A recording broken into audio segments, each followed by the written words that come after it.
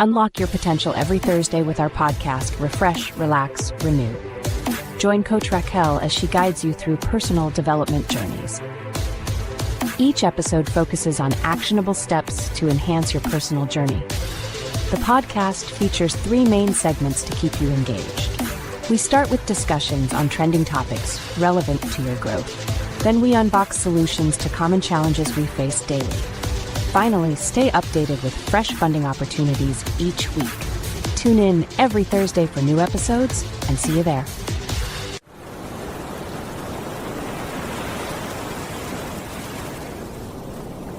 Hi, welcome. Thank you so much for joining me again today.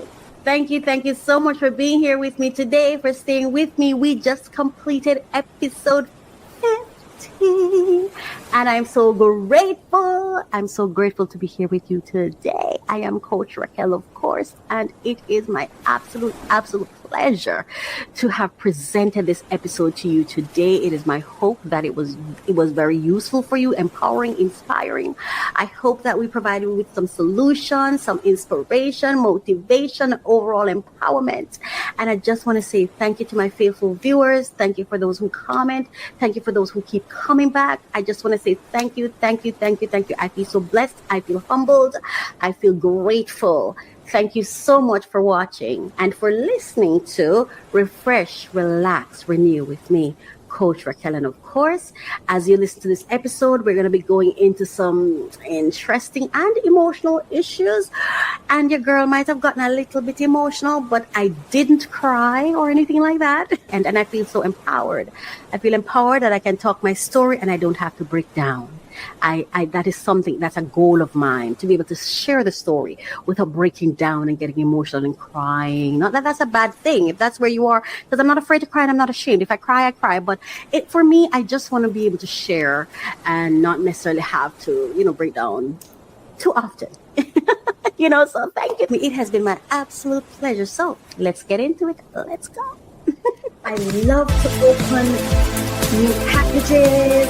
I was going to the latest information on top funding opportunities for entrepreneurs who are seeking funding. Come along with me, I'm Coach Raquel, and it is a passion project for me, so I'm so happy to bring this to you. Thank you so much for listening. Thank you for watching.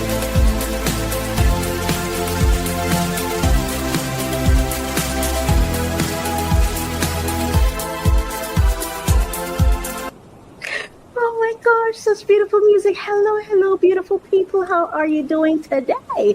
It is my hope that you've been having a fantastic day so far. It is my hope that when you woke up this morning, you woke up to the sunrise and you were feeling good about yourself. And as you moved throughout your day, you overcame your challenges. You handled your relationships with grace, and you did very well, and you ate well, and you had some good physical activities, whatever that may be, and you're feeling good about yourself. And now we're getting into the show, and I'm so happy to be back with you. I'm Coach Raquel, and welcome to Refresh, Relax, Renew. This is episode 15. Can you believe it?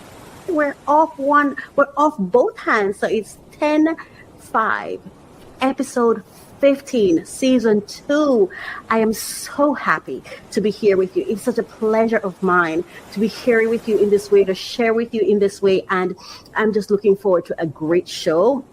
I'm looking forward to having a good time with you, and it is my hope that as you come with me, that you'll also have a fantastic, phenomenal time. Okay, because this little hour or two that we spend together, it's about positivity, it's about empowerment, it's about feeling good about ourselves and our plans, and feeling supported and feeling like we can be there for each other. So come along with me and let's have a good time. All right. Yes. Today we're going to be going into some potentially emotional waters. However, I do believe that this episode promises to be just as informative and empowering as I believe all the others have been. If they haven't been, then you can let me know. Feel free to let me know. And when you're letting me know, let me know what to do to improve it. Okay, don't just tell me the bad stuff. When you come up with the bad stuff, let me know the solution to whatever you're proposing, all right, or you're highlighting. Thank you so much for being here with me today. I'm so happy to be here. It's been a good day, a good week. And, I don't know, I just felt ready for this episode. I was just, I wouldn't say I was eager to do it, but I just felt the prompt, like, we need to do this today. We need to do this today. We need to go through this, and we need to have this conversation, this monologue, or whatever you call it. We need to have this, hash this out, and let's talk about it. You know what I mean? and grow through it. That's what we're gonna do. We're going through things. You know what I mean? We don't just go through it, but we grow through it, right? Yeah. So that's what we're about to do. It's been a wonderful day for me. Great week. I'm feeling very, very blessed. I'm looking forward to great things this year. Like, I just feel it in my bones, in my body, and I'm desiring great things. So I know great things are coming. So let's grow together. Let's enjoy life together. Let's look forward to great things together. All right. And so we're gonna go in now, and we're gonna go into our ASMR moment. So let's take that time. So just relax, breathe.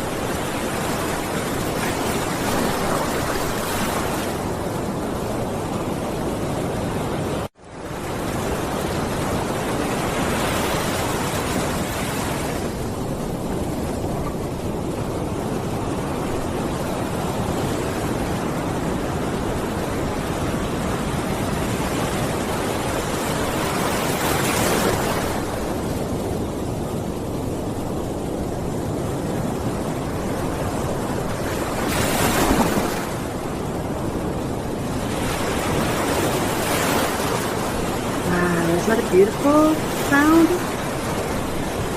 Look at the view. The ocean is gorgeous.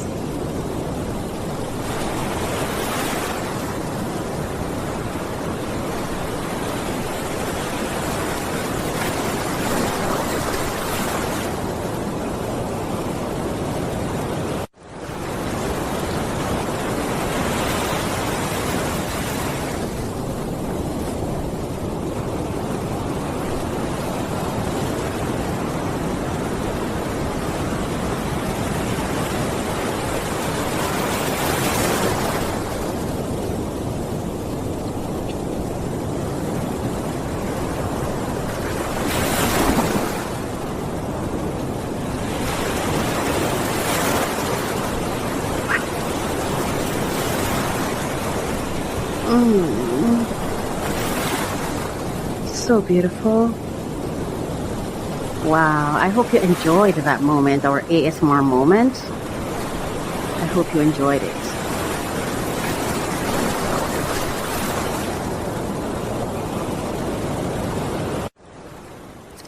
Wow. I really, really, really, truly hope you enjoyed that. That was so beautiful and relaxing. Oh gosh, it felt so relaxing. It felt so good. I had to hug myself like, I love you, self. I love you so much. Thank you so much for being here. Thank you so much for staying with us. Wasn't that ASMR moment just powerful? Wasn't it amazing? Didn't it feel soothing? Oh my gosh, I hope you enjoyed it. Now, I just want to share something with you, a little bit about the show. Of course, we are now at episode 15. Oh my gosh, can you believe we're at episode 15? The little podcast that could. And I just want to share with you that we are now available on all podcast platforms, Apple Podcast, Spotify. We're on all of them. Listen Notes, all of them. We're available everywhere. iHeartRadio podcasts. We're on every podcast platform now. And primarily you can go to podcast.allegedly.blog, and I'll share the link to that in the description, because I don't think it's in the crawl that's running right now, but I'm so proud of that. Can you believe it? Awesome. So Refresh, Relax, Renew, which is the podcast hosted by me, Coach Raquel, produced by mycoachministry.com. Now, Now, the podcast has 3 segments, allegedly, and that's where we turn gossip into growth. And the next is Unbox Solutions with Me, where we share smart hacks and Amazon gems. And the third segment is Funding Alerts, where I share information on grants, scholarships, free money overall for just about anyone who's seeking it. All right. Now, this podcast airs every Thursday on YouTube at My Coach Ministry, or you can go to mycoachministry.com/podcast, where we also broadcast at the same time on Twitch. All right. And we share all those information with you in the description below. I just want to say thank you. Thank you so much for being here. Thank you for being here with me throughout season 1. And now we're at season 2. Can you believe it? Episode 15. I am so humbled. I'm so grateful. It feels like such an achievement for me, because I wasn't sure I had the capacity to continue to start it and then keep it going. I'm really enjoying it. I'm really empowered by it. I was listening to it. Oh my gosh. It's amazing to watch it. And I would recommend that when we're premiering on Thursdays that you watch the premiere. But after that, to just listen to it, to just really get the lessons and the empowering messages to soak in. After you watch it on the premiere in the week or whatever, just open it on one of the podcast platforms where you're just hearing it as you go about your day. So empowering. Oh my gosh. I was stuck on Apple Podcast the other day as I was listening to the podcast. I couldn't believe it was me. I just couldn't believe it was me. It was so empowering. So empowering. All right. And relaxing too, especially when that ASMR moment came on. It was just what I needed. And what I really, really love when I listen to my podcast is the different features. I feel like it's a potpourri of inspiration. That's how I feel like. It's just different things, so I don't get bored, especially when I'm listening to the audio.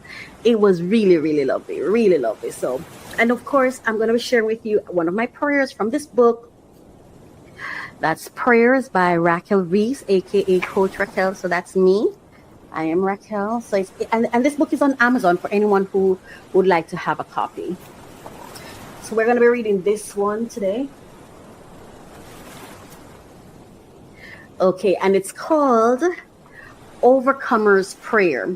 And this prayer is on page 32. All right. So let's go through it. Overcomer's Prayer.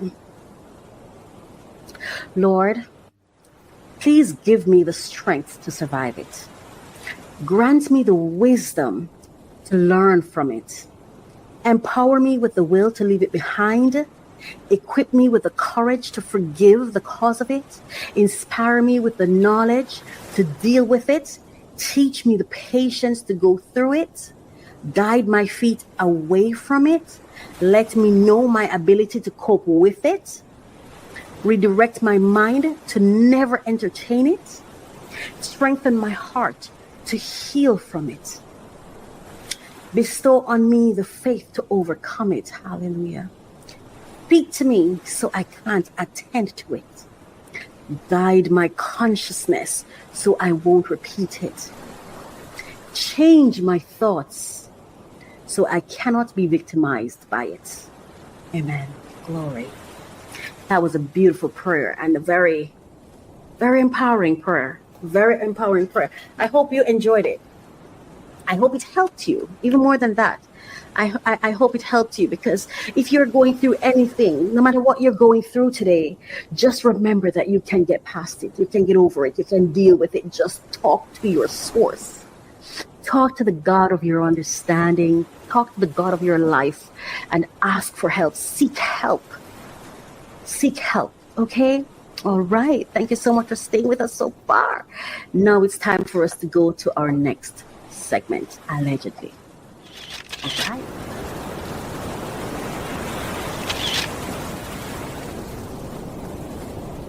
Okay, thank you so much for staying with us. It's now time for allegedly.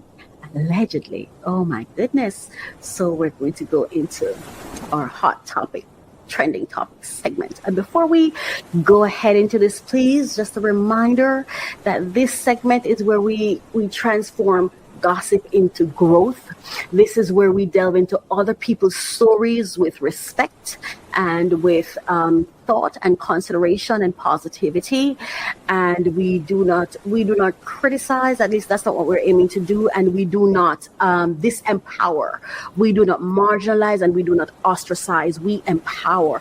And as we go into their stories, the goal is to go into their stories, listen to what the story is about, allow it to inspire us to do our self-work, to work on self, so that we can experience breakthroughs. That's the goal here. So we're not here to criticize or to tear anyone down or to,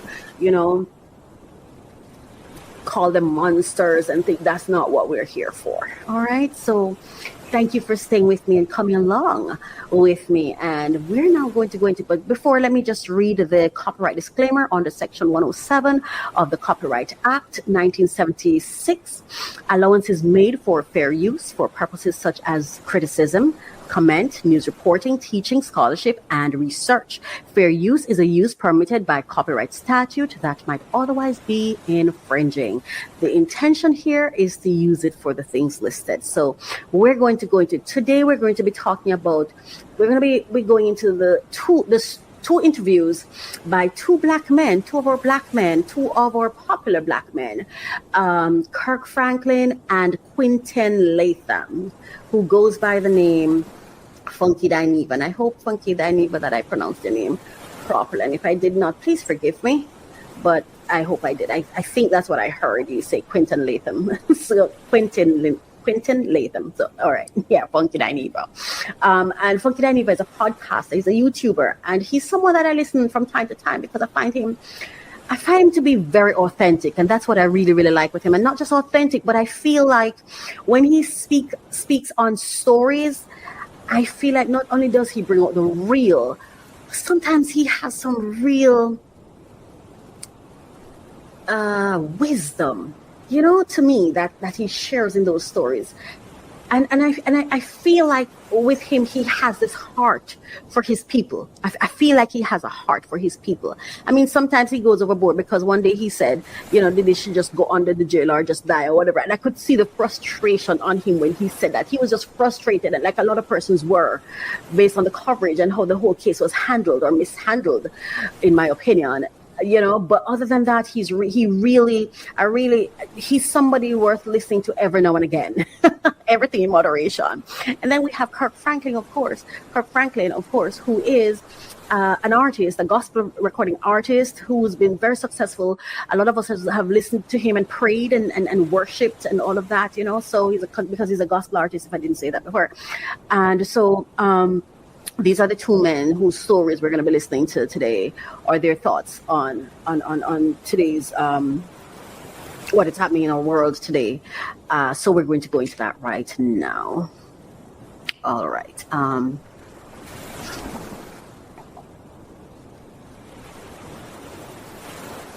So the first clip that we're going to be listening to is with Kirk Franklin. And this is compliment of Cam Newton's Funky Friday podcast. I like Cam Newton, Cam Newton, I mean, I don't know that you'd ever hear this, but when I squint and I look at you, I feel proud. Nobody's perfect. And I don't know your family life. But when I'm watching, to be honest with you, I am not necessarily a fan of your dress code sometimes. And, I don't know why. I just feel like I don't need to see a man's legs and stuff like that. I don't know why. I just feel like a man showing off his legs, and the way you sit sometimes, I feel like, but you seem to be a very stand-up guy. I can't even not say that. You know, I'm listening to you going through these interviews, even the ones that you've chosen, the people you choose to interview, you know. I'm very moved by your K. Michelle interview. I'm very moved by it, and the way you just humbly sat there and let her speak. Thank you for that. Thank you for that. And no, yeah, so I was just, yeah. So I just want to credit him for this interview that we're going to react to right now. All right? So let's go.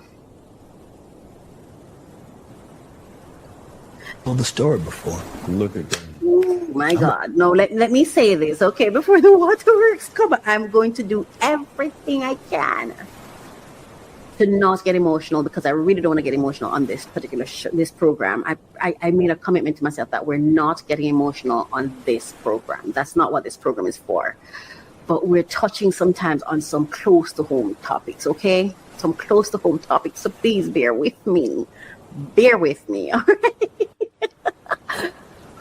Thank you. Thank you. Let's do this together. I tell the story for the first time in my life. Mm-hmm. This is why I stopped talking to my biological mother. So he's about to tell us why he stopped talking with his biological mother. And I've had mother issues. I still have mother issues, and my mother is no longer here. I've grown to love her, and I still have mother issues. Like, I feel sometimes like all my problems connect back to my mother. Here it is. 32 years old, my sister gets out of prison, and I'm the only one trying to help her. And she needs a lot of help. Where's she going to stay? What's she going to do? Because again, she's been in prison with this institutionalized drugs, all these different things. I found a ministry that I paid these two ladies to just kind of mother her and nurture her. And she stayed in their house with a few other ladies and young girls that were kind of going through the same thing. And my sister was still struggling with drugs and, you know, her body and use for drugs and all these different things. And it was more than a 32-year-old boy could handle. Correct. And so I say to Monica, I said, I'm so sorry. Let me just note to this, right? I chopped the interview up based on the parts I want to talk about. So please know that this is not how it flowed. This is not how the interview flowed. Just for credibility, I just want to share that. We need to, and to the ladies my sister's living with, we need to find a way to get people together to help my sister. Right. So we reached out. I had somebody reach, it was either Monica, somebody reached out to my biological mother, Deborah, Sandra, and then they have another sister named Dee Dee. And we needed to do an intervention to help Sawana. Because again, this is not my daughter. Sawana's not my daughter. She's my sister. Sawana has a real mama living. And so we met up all together at the house that Monica was, that Sawana's daughter, Monica, was living in. And when we all met up, everybody showed up, but my biological mother, she showed up with her new husband. Nobody had ever known this man. Nobody knew who this man was. She shows up with her new husband. So we're trying to do this intervention.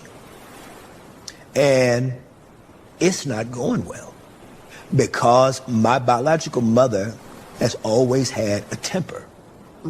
And the way she was communicating with my sister was not compassionate, was not healing. And it was a struggle for me to watch the way she was handling my sister. It was very difficult. But I could see she was trying. I just, you know, it was like, I remember as a child, the times that I would be around my biological mother, she was a firecracker. I'm a firecracker. Correct. You know, I got that too. And so the way that it was going okay. It wasn't going the way, you know, that I pictured in my mind, like the Hallmark card. You know what I mean? You know, you know what I'm saying? I had in my mind the kumbaya. You're Kirk Franklin. I just want to pause right there and say something.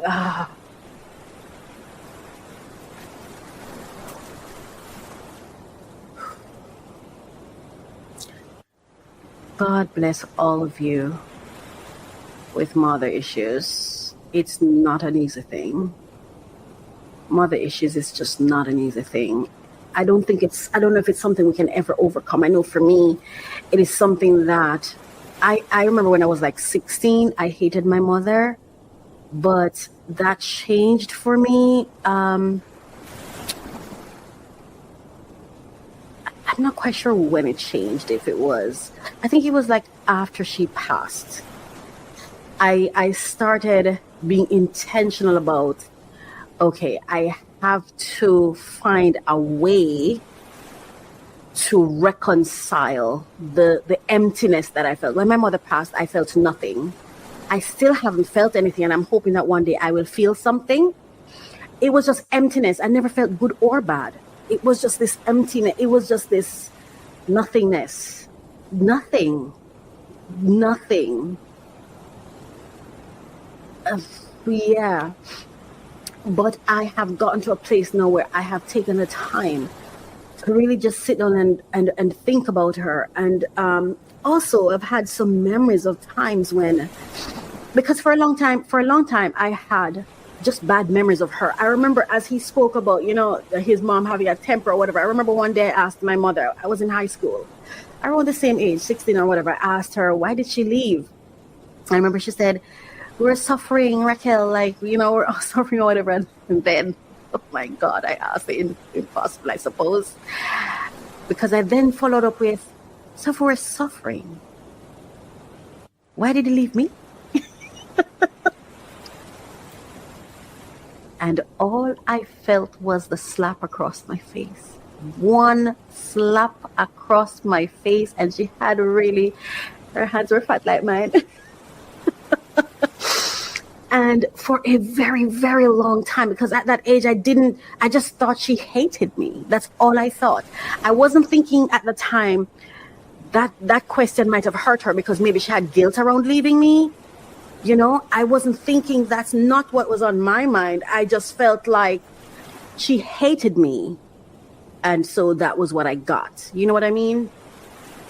But I've realized that for a long time, all I remembered were the bad things she did. Then I started remembering little things she did that I thought were bad. Like I remember she used to force me to eat my vegetables. And I thought she just hated me because she wasn't forcing my sisters. So why is she forcing me? And I'm like, I don't even live with her. I come here to spend some time or whatever. And it's just, she bringing me into the kitchen to teach me to cook rice. And as a teenager, I just didn't understand it. But I look back now and I realize, one, I had anemia. I don't know any of my other siblings had it.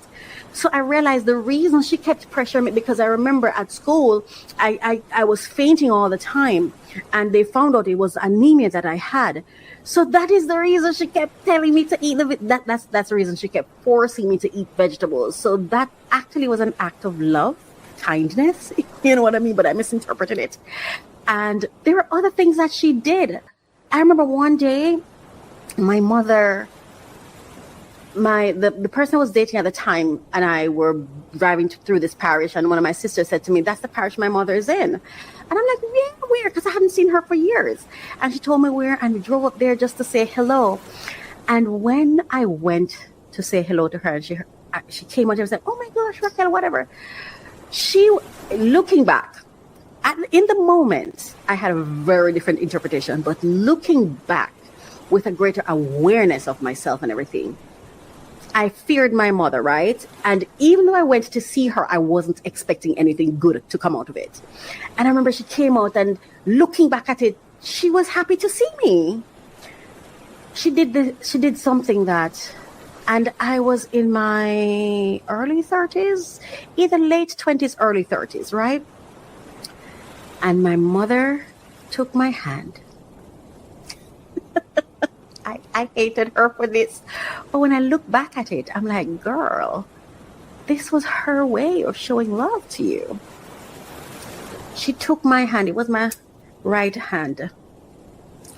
And she dragged me. She lived in this horseshoe community, right? Where it's like you go down and come back up, cul-de-sac. That lady, God bless her heart, she took my right arm and this, let me tell you, in the experience I had at the time, not looking back, she grabbed my hand and she dragged me to every single house, and she knocked, knock, knock, knock. Hey, so and so and so, this is my daughter. She works at da, da, da, da, da. And she went to the next house and she did the same thing to me. In that moment, she was dragging me all around the place. She didn't like me, and so she's doing this to me. And she took me. My mother knew every single person that lived in that horseshoe community, in that cul-de-sac. She knew. We must have stopped about 20 houses. She knocked on every single door, and with glee and joy, this is my daughter, and she works at da da da da da. But for me, I was so hurt. And I don't know if you'll understand, but I was so hurt because this was my thought. She doesn't even know me, but this is what she wants. So she's telling them she has a daughter that works so and so and so. This is all about her and her taking credit for herself, and it had nothing to do with me, because if she knew me, she would know that this is the last thing that I would want. I came to see her, and I am an introvert. I don't like to meet new people. So in my little mind, already having my baggage, I thought this was an act of hate. I thought this was one of the most selfish acts she could ever do. That was my thought back then. As I look back, I'm like, girl, she was proud to have you as a daughter. That's not what I was thinking, though. It's the more healing that I've gone through that I'm able to now flip how I see it, because she wasn't trying to hurt me. But for me, knowing me, when someone invests time in knowing who I am, that to me is love. And I feel like when someone performs and it shows me they don't know me, what I like and what would upset me or what would hurt me, I feel like, that's not real love. You're just doing this for you because I'm not having any fun here. And it is my hope. I know hope that, I know I have this automatic smile, so I know that, and I'm respectful. And I've always been disciplined, so I know that I was pleasant when they came to the door. But inside of me, I remember when I got back to the car with him waiting for me, I was like, it was so disappointed. You know what she did? She took me around the entire community and tell them that I work at da-da-da-da-da. And I'm like, and I don't even work there anymore. But I worked there. At least she knew that. God bless her, because until you go through the healing process, sometimes you can't even see the good sometimes that the person who you feel that hurt you the most. So for me, I feel like my mother is the one that was the most abusive to me. However, and that's just what my feeling has been growing up. But I have grown to realize that nobody has really been abusing me. Everyone was just doing their best. Everyone was just doing their best because our parents, they didn't get to come here, leave, and come back. They're doing this run for the first time, just like I am. You know what I mean? So anyway, I just wanted to share that with you as he, was talking about his mother. Well, my sister and myself, as it ended before we're about to leave, we all... Sorry, I want to say one more thing. Oh my God, there's so many experiences that now I value so much, and it has nothing to do with death. It was because I got to a place of healing, and I could then look at it in a different way. I remember once I was sick.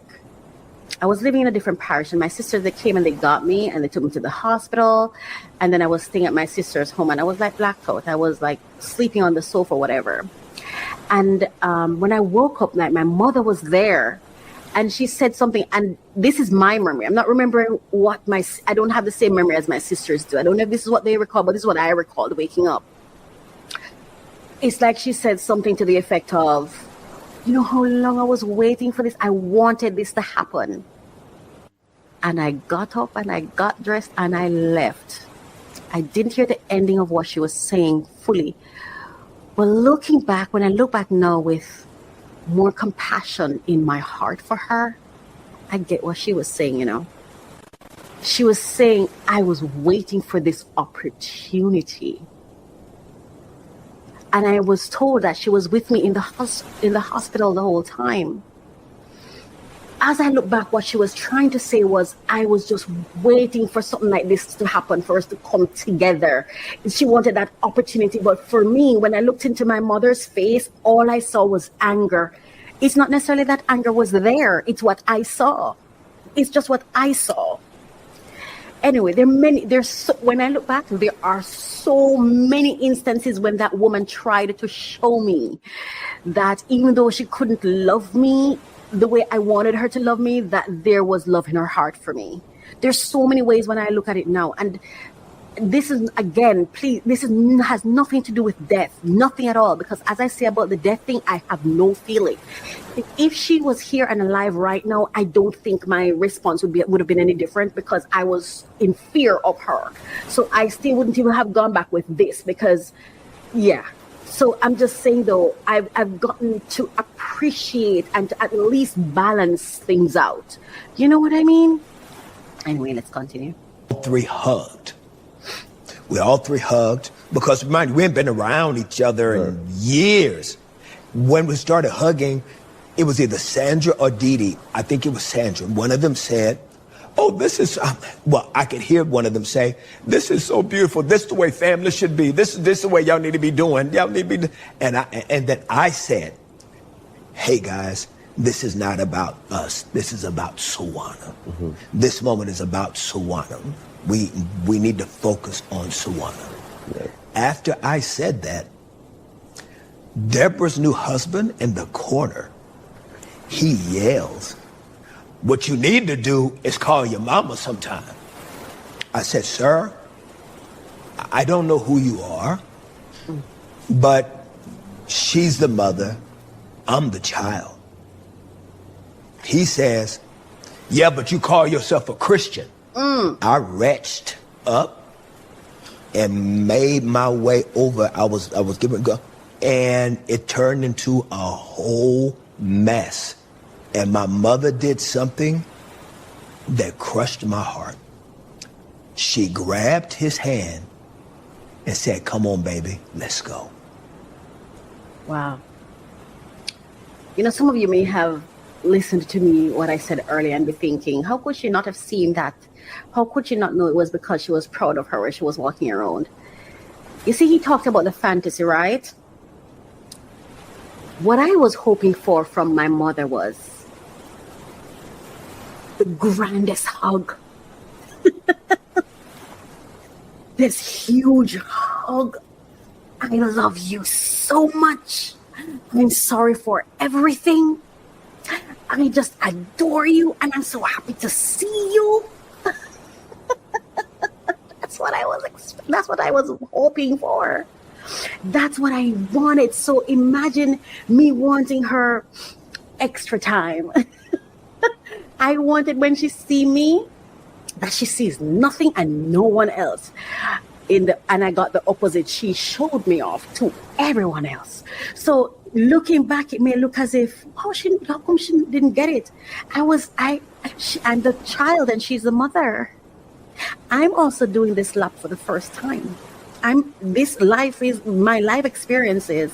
This is the first time for me too, just as it is for her. So it really is in having gone through some degree of healing that I look back and I'm like, let me see from her, try to see from her perspective, because it's a lot of fog to look through. There was a lot of abuse that that as a child I interpreted or perceived coming my way, even if it was not intentional. It felt abusive, it felt unkind. I was dead scared of my mother, and when my mother was around, I just wanted to use the toilet. My stomach was turning. I used to be like, sit up, you're strong, you're gonna do, like, I just felt like I'm gonna die. Whenever my mother came around, I felt like I'm about to die. But she was experiencing something different too. And for me, I felt like the one thing I wanted from my mother was public. I wanted her to take my hand. And I think that's probably what she did. I wanted her to take my hand, go out in the world and say, this is my daughter. Because I felt like she disowned me. But I don't feel like she did. You know, she used to tell us to go to the back. Don't stay at the front. She didn't want it. To me, it seemed as if she didn't want people to know how many kids she had. But isn't that what she kind of did when she took me around the entire community to say, this is my daughter? You know, like, this is my daughter, Raquel. But for me, it was just, she was just wanting to tell him that she had a daughter that worked someplace. That's not what she was seeking to do. I know that now. What Kirk Franklin is talking about,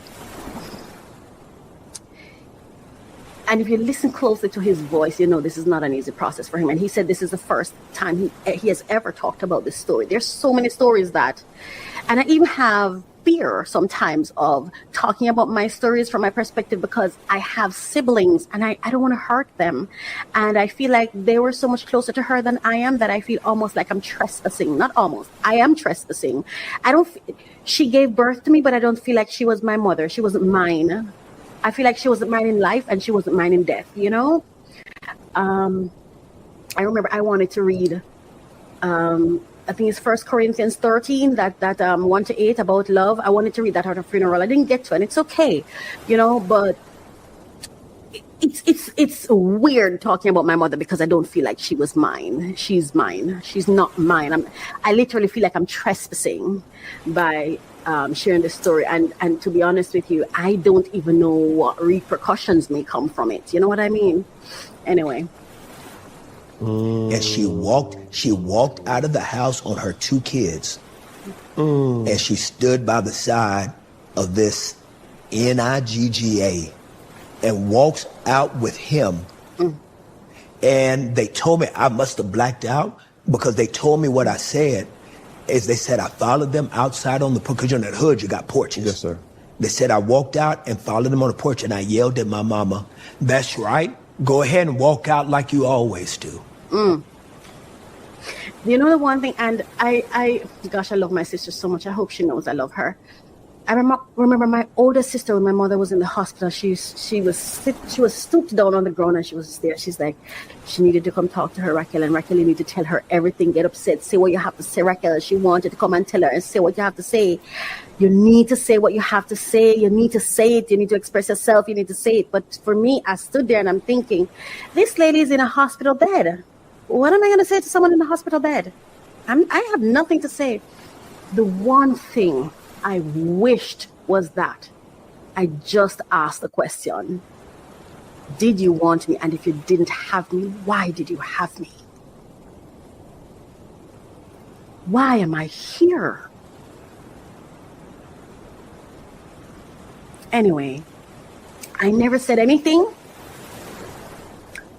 but I wrote a letter on my own. It's not the same. You know, you write the letter to go through the healing process. I talk to myself to go through it, but it's not the same. It's not the same. But yeah. Yeah. And the fact that she took that man's hand and she did not say to him, "Baby, you stay over there. I've had this those is between moments. me and my kids." It's funny because Kids that I know even for me, oh God, what he's about to say here is so powerful. And when he said this was the same way I felt. So everything she did, I didn't feel she did them for me. I felt she did it for herself. It had nothing to do with me because I never felt like my opinion, my thoughts, any of those things mattered. So even bringing me around this community, I don't know these people, and I was never asked if it was okay for her to do it. So I mean, looking back at it, I'm like, okay, great, because she said she owned me. She owned me. But what he's about to say will give some insight into why for a child it would seem so foreign or so not not for necessarily in my interest. You know what I mean? But he's going to talk about it. did not raise, kids that I know I did not nurture. Say to him, "Baby, you stay over there. This is between me and my kids." That's what he was hoping for her to say. Kids that I know I did not raise. Kids that I know I did not nurture. Kids that I know I did not protect. Kids that I know that I did not provide for. Kids that I know that I did not defend. Kids that I did not love. Kids that did not have their mama. You stand over there and let me deal with my kids. See, that's what I'm talking about. So to take me and show me off, for me, I was a kid of all those things. I wasn't loved and nurtured, so why would I ever think this was about me? So She did not deal with her kids. She took that Nigga. man's side that's what the kid and sees. walked out with him. That's what the And kid I sees. promised myself. Now, see, I couldn't protect myself as a little boy, but as a grown man, I will never be put in a position where you will ever be able to do me like that again. Boom. And let me tell you something. I'm at that place in my life now with almost everybody. I'm literally at that place where it's like, I'm like, girl, I'm fighting for you now. I am fighting for you. I stand as a soldier and I'm fighting for you, and no one will put you in positions you don't want to be anymore. And no one is going to put hands on you anymore when you didn't do them anything and you didn't fight back anymore. Because you see, I was a kid you abused and I did not fight back. You beat me and you put hands on me, you put things on me, and I never would lift my hands to fight back because I don't like fighting. I just don't think people should be putting hands on anybody. I always have this fear that if I hit someone, I might kill them or I might cut them, and I don't like to see flesh cut. I don't even like to cut meat. So and I tell myself, even with my family, I don't go. I made a decision not to go around them again because it gets too abusive. It gets too abusive, and I just think, I don't know why I don't know why it happened. I don't know why. I don't know what I've done. I don't know what it is, because I don't know that I was around enough to do anything. And I'm telling you, I'm not the kid to, let me tell you the things you'd find me to be doing wrong. I'm not talking to anybody. My head is in my book all the time. I'm lazy. I don't like to do housework. So you ask me to do something, I would drag myself, or I would not want to do it, or I would complain. Those are the things. I do not recall myself as being anybody who was putting hands on people, abusing persons. And I felt like every time I would visit my mother's house, it's like I was this little maid. I felt like they weren't necessarily happy that I was there, or happy to see me come. It was just, okay, do this now, do this now, do this now. It was just work. It was just this constant. And even when it's not my duty to do stuff, and I felt like my other sisters, like I was a Cinderella or something. That's just how I felt. It was just how I interpreted what was happening. And I feel like every time that I let my guard down or I go in, because I'm a lover, oh my God, I'm desperate for love. So I'm always giving it. Because I wanted my mother's love so badly that when I love someone, I'm all in. I'm all in. I don't know how to go halfway. I am all in. Right? And when you're all in and then you find that they didn't even want you here, they don't even like you. You were just a pass through. You were just something that you were just something that they were being polite to tolerate, or you know what I mean? It's hard. It's really, really hard. And I made a promise to myself, just like he said, I'm never letting this happen to me again. So you know what? I stay home with myself. I don't even take chances going on the road. I go there when I have to. I'm very intentional now. I'm intentional with people because I will not allow myself to be abused anymore. And I promise you this today, if someone put hands on me again, God help them, because I love her. I've gotten to know her so much, and I love her now so much, and I'm prepared to kill for her because I've had it up to here. I am done having people abuse me. I am done. Those days are expired. You're not putting hands on me anymore. And so I stay away from people I love, because I feel like people who say they love you only take from you. It's like you become a pastime to them. So I don't know that I don't even know what love is. What is that? Because every time I've ever heard it, the people who say they love you are the persons who misuse you and abuse you at times. You know what I mean? So I had a client the other day I was dealing with, right? And I did something that she really, really loved, and she was so happy. You know, something that she was trying to achieve and she didn't get it. And she came back to me because she was a client before and she left. She ended the project, and and then she said, and let me tell you something, today I want to let her go. Tomorrow I want to let her go. And the only reason I'm serving this client is because she won't let me let her go. She said the words that ain't nobody needs to say to me, because you're not going to, I'm just not going to keep you around if you say it. She said, I love you. And I said, I really don't do the L word, but thank you. And she said, what? Why? But you're such a nice person. I said, I'm at work. This is work. And I don't like the L word. And I remember she went on to say something, and I just said to myself, I said, Raquel, go along. Yes, when I came off that call after I said, Raquel, let it go ahead, I was so mad at myself. I said, girl, you're supposed to be standing up for yourself. You failed. You quivered. You failed. You let her carry on with something you didn't want. How many times am I supposed to tell you? You're no longer supposed to take what you don't want. And I became so mad at myself. And then I went back into the, recommitment again. We're not going to let this happen again. Because, see, I feel like I'm the kind of person who allows myself to be abused. I have been that kind of person. Not by thought, but that's how I've been growing up and everything, because I just wanted to be wanted, be accepted, so I wouldn't fight back. What I would do is run away, disappear. I wouldn't fight back. I would just take myself away. But now I'm determined to stand and fight for myself, and then I let myself down. That's how I felt like I let myself down. And so because of that, I know I'm fighting to, Raquel, don't try to disappear. And she's like, no, I want to work with you. God told me to work with you. And I do want to support her, and I do want to help her. And I'm really passionate about what she's doing. But I told her, no more of that L word stuff.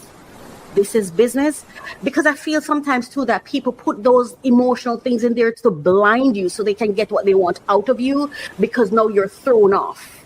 No, this is business. Let's keep it business. Let us both be in full awareness so that we can both advocate for ourselves. How about that?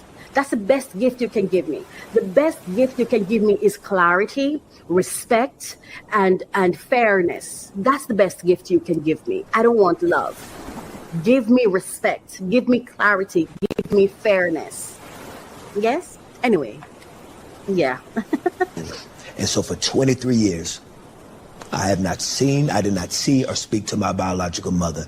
So when this happened last year, and after all that I've gone through, and to still get these denials, I'm not good, but I'm good. That's exactly You where can't give them everything to break. Ooh. You bruised, but you ain't broke. Yes, sir. But you will be if you give them everything to break. Hallelujah. This is why I now say, if I love you, I leave you alone. I haven't seen my siblings in a long time, and I'm not looking. One day I posted on Facebook when I faced it. I posted and I say, I'm staring down the barrel of regrets, but it's gonna have to be, because I can't change it. I know I will live with the regret of not having done well enough to be able to be in the space of my siblings and I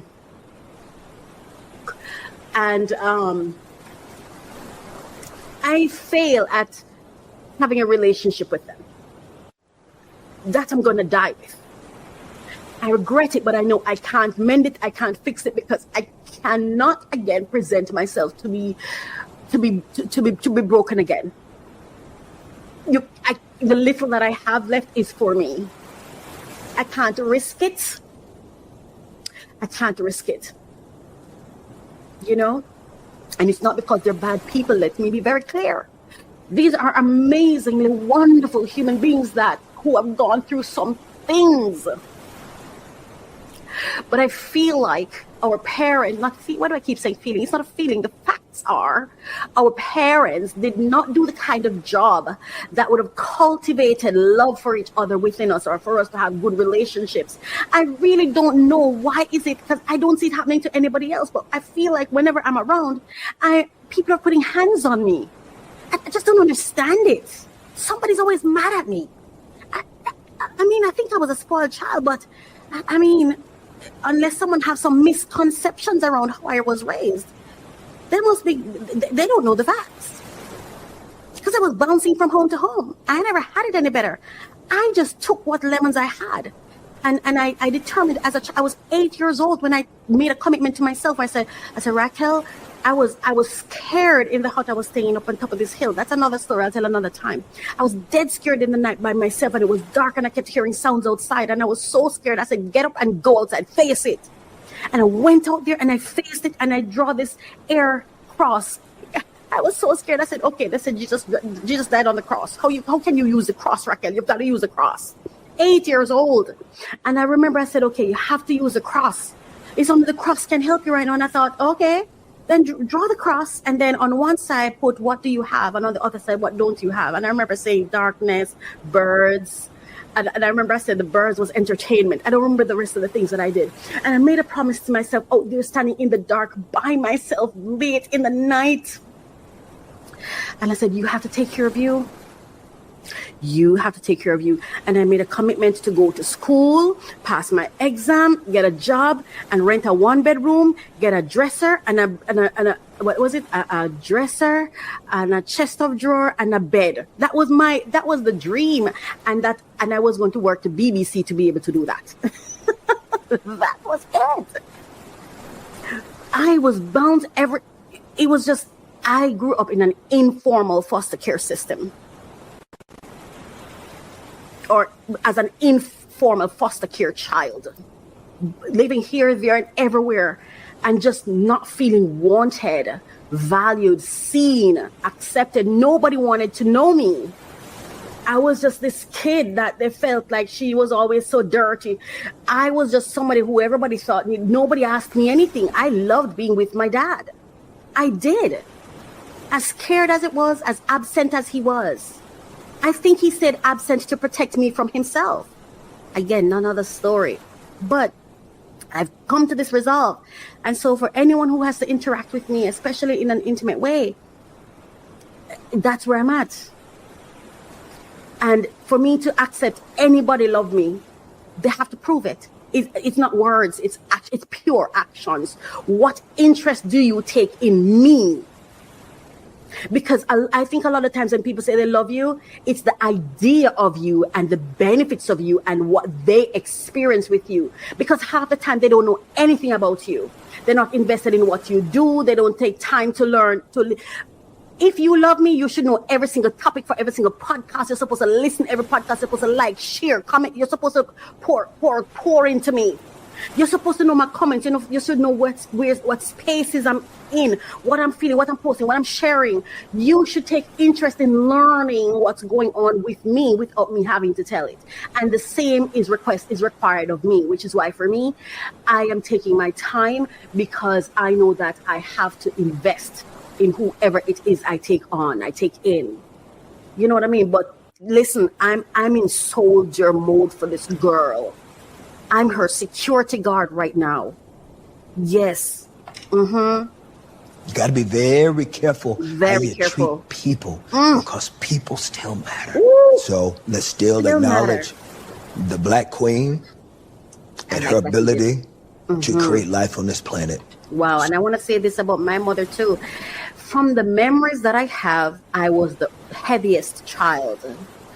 And I was told I was weighed 8.5 pounds and it was the heaviest. And I give her credit for that. I thank her for that, even though I would have preferred if she had aborted me, I would have been okay with that. As a matter of fact, I wish that's what had happened, but, I want to say thank you to her too. And I like that he said that because no matter how I feel, it's how I feel. It is my perspective. I don't speak for my siblings and I don't speak for my parents. Like I said, this is just how I was perceiving things. I'm sure they have a different perception of things. They have their own experiences. You know what I mean? So thank you. She did not have to have me. Even though I overheard her when I was 13 tell Gertrude, I didn't want to have him. I wanted an abortion, but you wouldn't let me. Boom. Right there. He feels differently about it, but this is how I feel. Stop forcing people to do things they don't want to do. Stop forcing people to do things they don't want to do.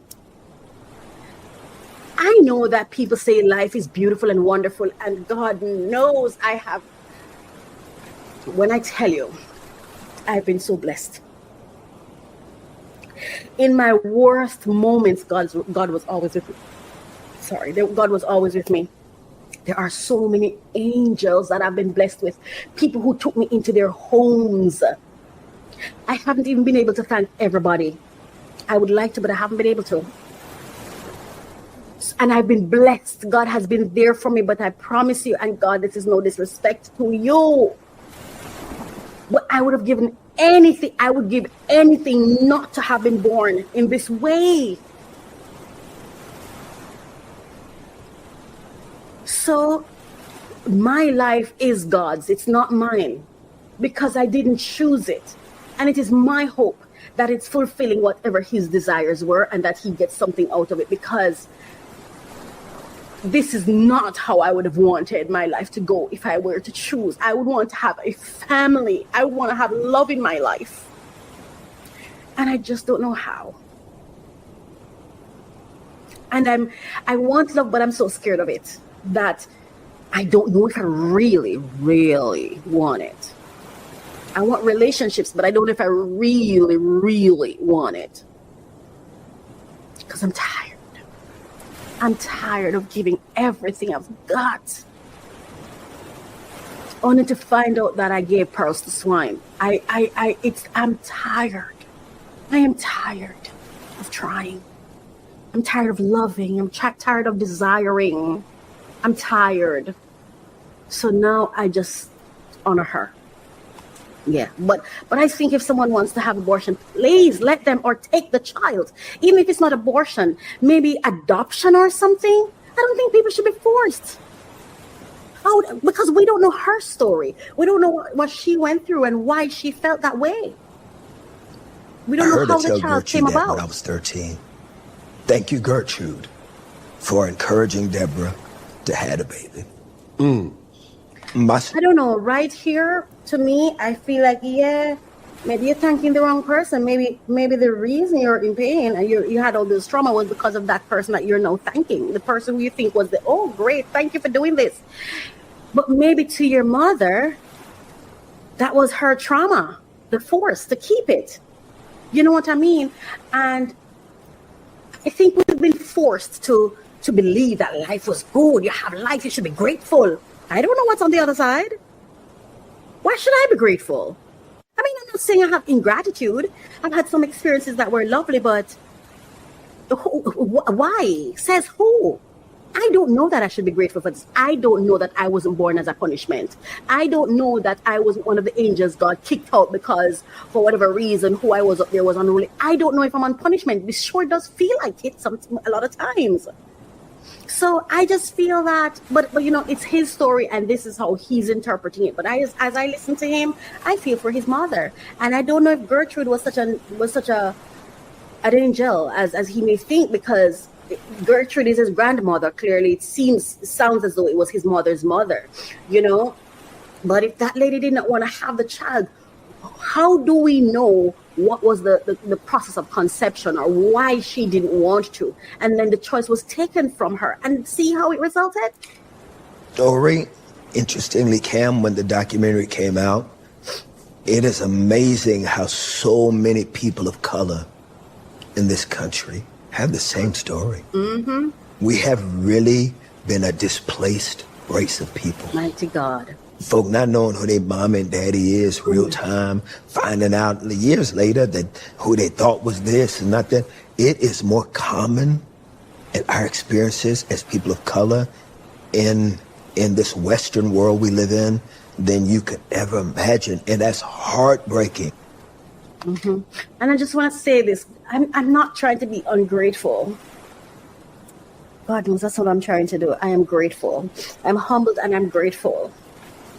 This is just not how, if I wanted to create people, I would want to do it. And I'm not saying God is wrong or anything. I'm saying I don't understand it. And I'm grateful for all the blessings I've had, because I can just imagine it could be worse. There are people who are having it worse.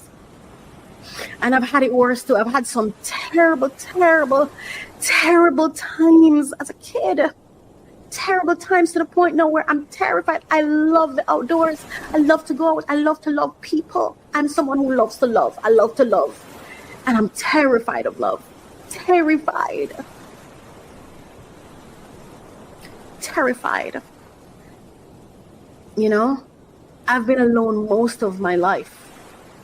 Like, felt alone by myself because I don't necessarily feel like there are good intentions around me in my best interest. I feel like everybody's here for themselves, doing things for themselves. And that's not necessarily true. It's just how I'm feeling. And so I feel like I just can't go through, I don't want to go through those pains anymore. The betrayals, the disappointments, it's just a lot, you know? But I'm still grateful.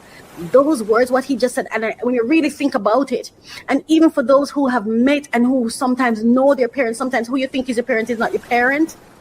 Sometimes the one who is a parent is broken and does not have capacity to truly love you. I was looking at this, and I don't have it. I was looking at this thing from Paris Hilton the other day, her wedding picture. And I sat and I looked at it and I had a conversation with myself. And I said to myself, isn't it interesting that this quote unquote softness that Paris was displaying, this is the expectations they have of us.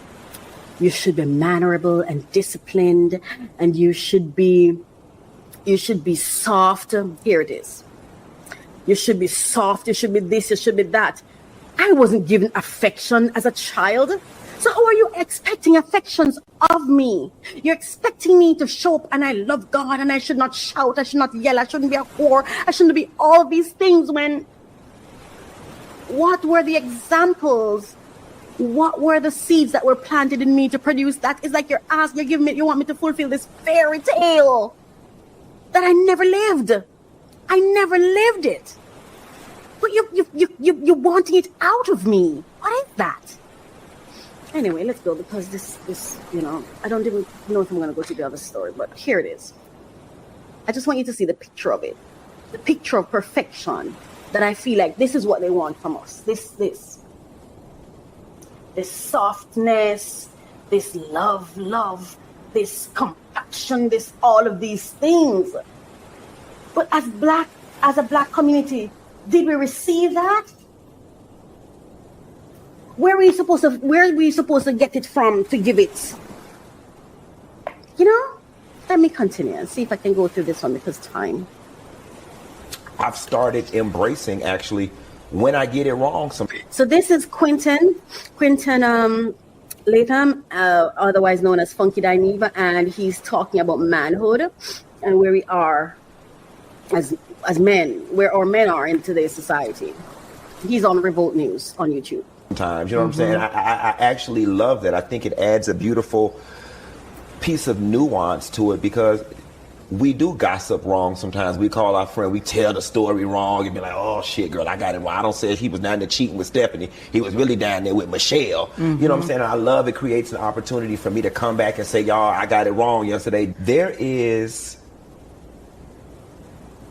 a conversation that needs to be had in-house amongst the straight black male collective. It's time. There's a conversation. You know, black women are excelling in so many different areas. They've mobilized. They got their sister thing. They getting their degrees, getting themselves together. And there is this, you know, super toxic masculine push to be alpha males and to be leaders and want to be in charge of everything. And I say this with my whole chest. Want to be in charge of so much shit and want to be the head of the household and want you to respect them. And not all brothers, but many, the only thing they got on their damn resume is audacity. Ooh. That's it. Ain't got shit else to offer the world but dick and audacity. Ooh. Dick and audacity. And I'm going to stop it here for this week. But next week we're going to continue this clip, and I'm going to go into it a bit more. Listen, I love my fellow black men.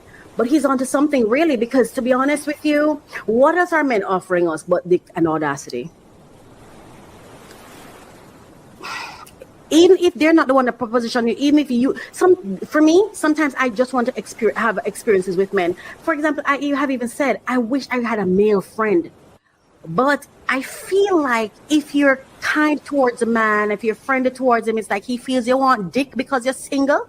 I don't know if it's because I'm big, fat, black, big back, or whatever else they want to call us. I don't even know who come up with these terms to call people. People still matter, you know. But it's like they think somehow because you're single, you want dick. I don't want your dick. I do not want your dick. God forbid a dick go inside of me.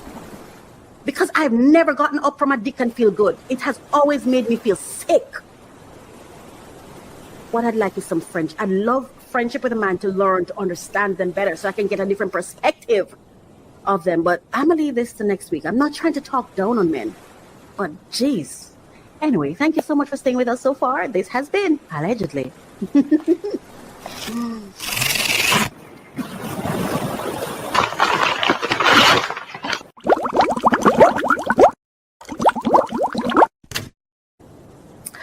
All right, it's now time for unboxing.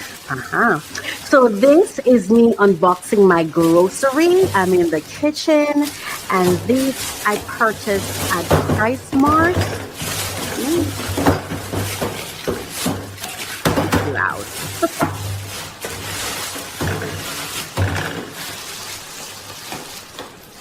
Right, so I shopped at Price Mart online, and then they delivered my products, my groceries for me. So Price Mart delivered it to Doorway Express, and then Doorway Express delivers it to me, and I'm so thankful for both of them. So this is my meat. So I got chicken. This is boneless chicken thighs. Yes, and then I got 2 whole chicken, which I'm about to show. And that's some toothpaste, baking soda and peroxide. That's my favorite Colgate toothpaste to use. I still have my No BS that I use, and I have, what's that one called? Neem. I use Neem as well. Yeah. So that's the boneless chicken thighs. This is chicken leg and thigh, leg quarter. And then these are the 2 whole chicken. Yeah, and I'm gonna pack those away into the refrigerator.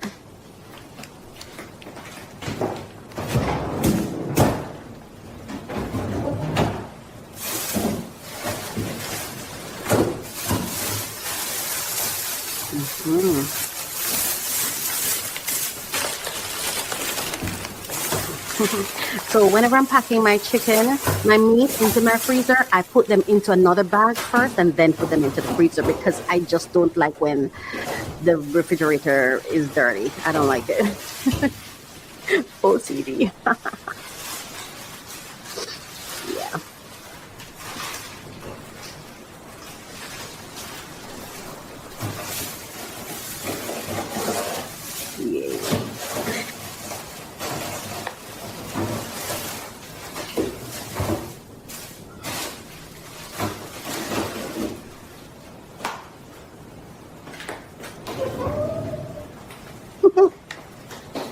What's happening over there?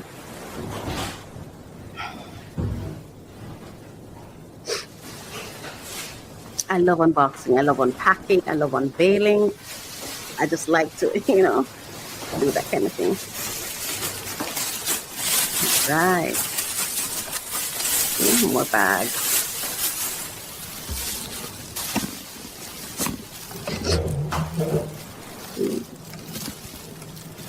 So you can see it better. Yeah.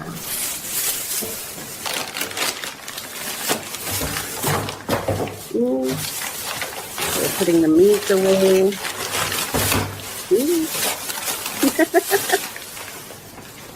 Yes, girl. Do your thing. Do your thing. Do your thing.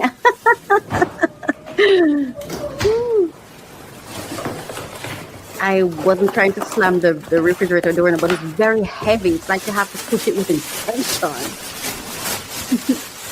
Garbage, as you can see, I always pack my garbage away as I go along. Again, OCD.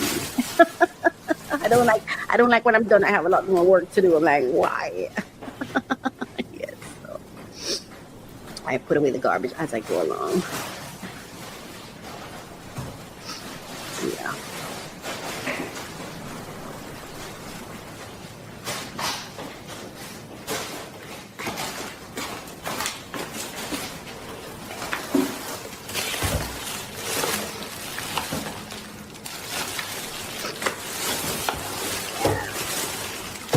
So that is scallion, spring onion, tomatoes. I think that was butter that I just put down. No, that's the butter. So what was it that I put down? Oh, the other one I think is the blueberries that I just put down, but we'll see it. That's butter. Yeah. The other bag. All right, that is Cheetos, garlic, some onions, red onions, tuna. I don't remember I had tuna here. Yes, tuna. I did my shopping, I think it was on Friday. Was it Friday? Today is Monday. I think on the 3rd of July. That was when I got my shopping. And that's garlic naan. And the other thing was rice, Thai rice. And that's ranch dressing, creamy. Yeah. And that is avocado oil. Yes. Oh, yeah.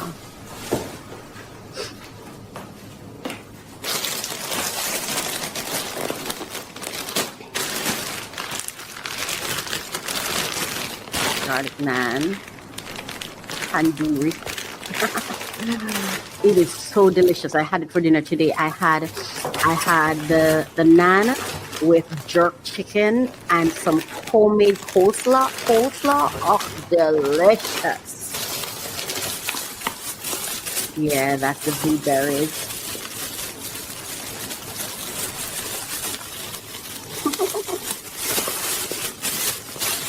Very fresh and delicious.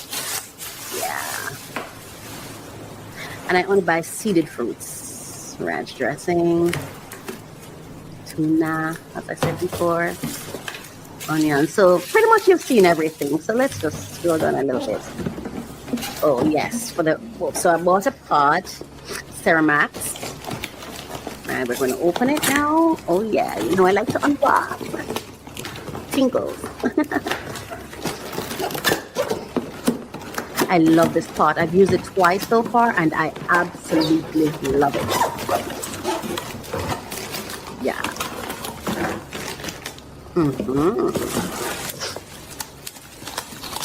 So of course that's a steamer for like the vegetables. Really, really like this pot. It's very handy, right size. When I was purchasing it, I wanted something that was not more than 3-4 quarts. Perfect. Yeah, this is the only pot I've used so far. Since I've purchased it, is the only pot I've used so far to cook for the entire time. Wonderful. So that is it. Pretty much done. So this is just me showing you. Hold on.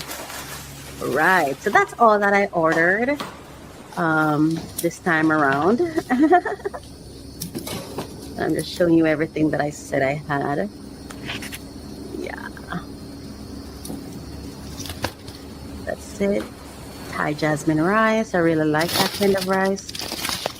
I don't like the one with the... Oh, and papaya. I got papaya as well. I don't like the jasmine rice with the scented one. I don't like that one. Harpic and some air freshener. Yeah, the ranch. And I had some, yeah, all of that. The butter. Yeah, that's it. So that's what I got me today. That's what I got me today for groceries. Now, I want to share with you the tip for today. So here's our tip for today. So when unboxing, inspect before you invade. Look with your eyes before you touch with your hands. Why? Counterfeit products, tampered seals, and shady substitutions are real in the era of mass fulfillment and drop shipping. Do this. Check for resealing. Check for resealing. Torn tape, double labels, odd smells. And I did all of that when I was doing it. Number 2, verify labels and logos. Counterfeiters often get sloppy.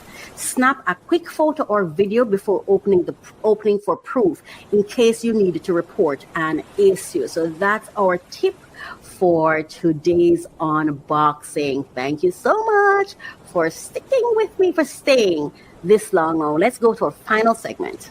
Are you an entrepreneur or business owner looking for ways to increase the business cash flow? Well, you're at the right place. Go grab your pen and paper, then let's begin. Bear in mind, conditions apply. All grants have specific deadlines. For more information, please visit our website at www.mycoachministry.com.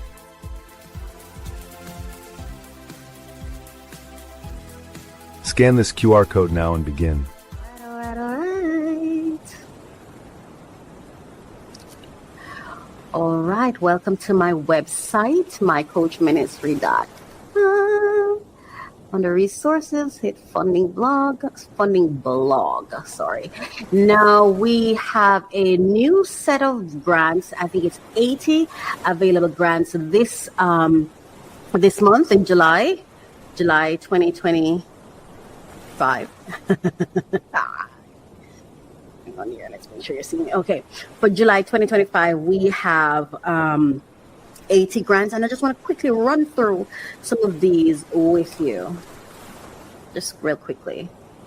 So let's select this, and of course this month was America's Independence Month.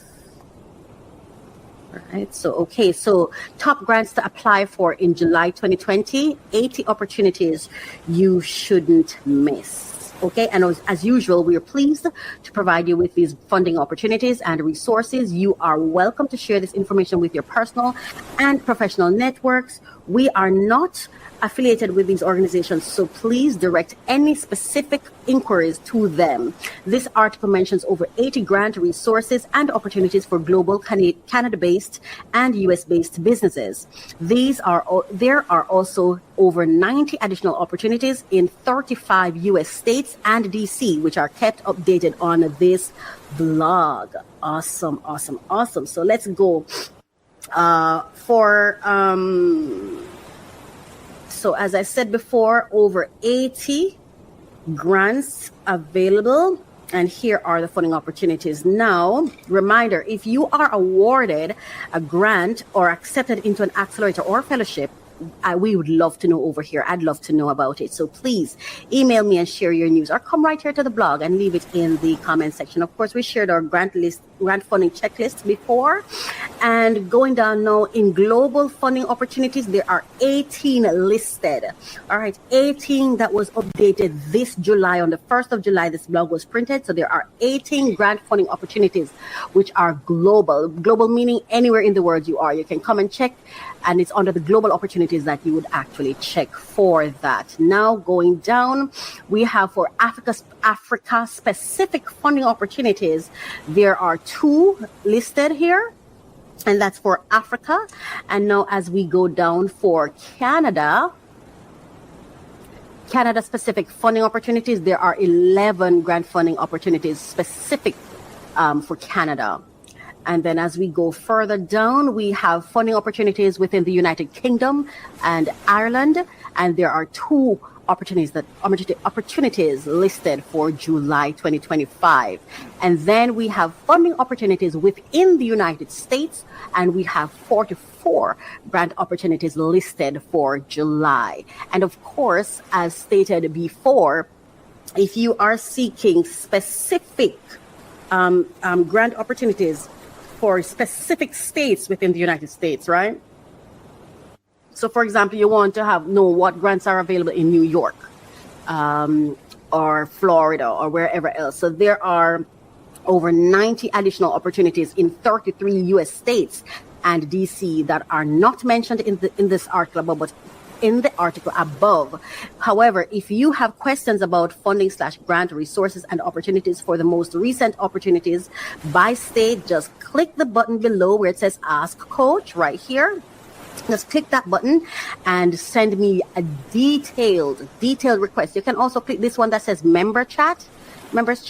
Right. You can click that one as well. Or you can scroll all the way down to where the comment section is and leave a comment here with the request. Please be as detailed as possible so that we can find the best information for you. Do not be stingy in your submission and just say, oh, I need something for New York. No, tell us you want for New York, for what kind of business, for what date or what you're looking for. Because the more information you give us is the better we'll be able to find what you actually need. We want to give you what you need, not just what's available, but what you need. We want to support you, right? That's what we want to do. So our funding tip for today, one key benefit of applying for grant funding, even if you don't win, is refining your vision and strategy. This application process forces you to clarify your goals, define your impact, articulate value, and plan your project with precision. The strategic clarity not only strengthens future grant applications, but also improves how you communicate your mission to partners, donors, and your audience.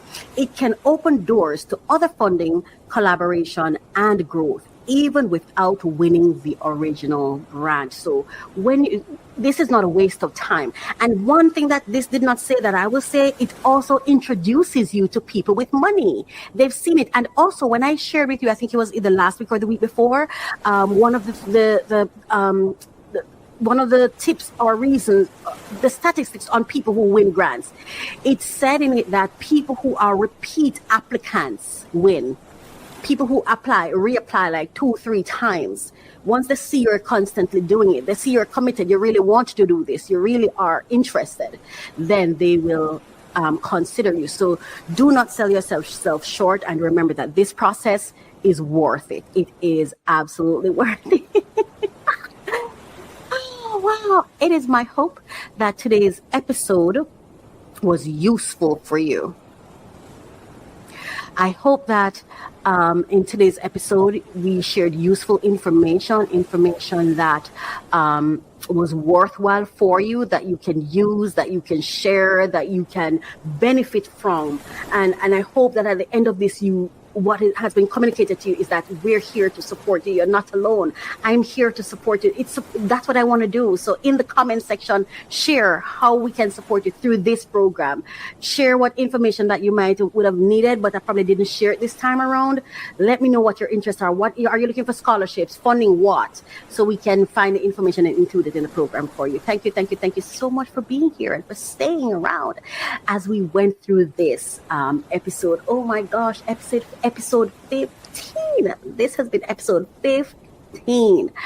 I am Coach Raquel, and I just want to say thank you so much for being here, for staying with me. And this is a collaboration. This is a partnership. And I'm so happy to be here. Thank you so much, and take care of yourself. Goodbye. I love to open new packages. I want to deliver the latest information on top funding opportunities for entrepreneurs who are seeking funding. Come along with me from Coach Raquel, and it is this passion project for me, so I'm so happy to bring this to you. Thank you so much for listening. Thank you for watching.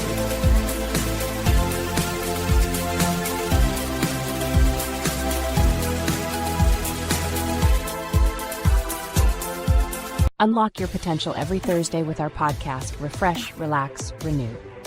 Join Coach Raquel as she guides you through personal development journeys. Each episode focuses on actionable steps to enhance your personal journey.